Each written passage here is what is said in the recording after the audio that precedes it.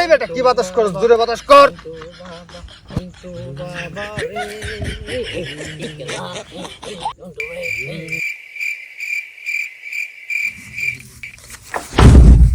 বাবা বাবা, ও নন্টু বাবা, কে তুই বৎস? কি তোর সমস্যা সব খুলে বল। আমার ব্যবসা খুব ড্যাম যাইতাছে বাবা। তাই নাকি?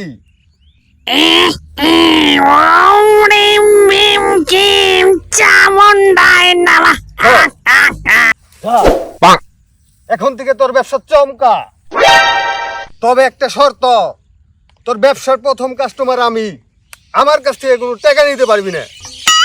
এবার বল তোর ব্যবসা কি? বাবা আমার তো পোস্টমর্টমের ব্যবসা।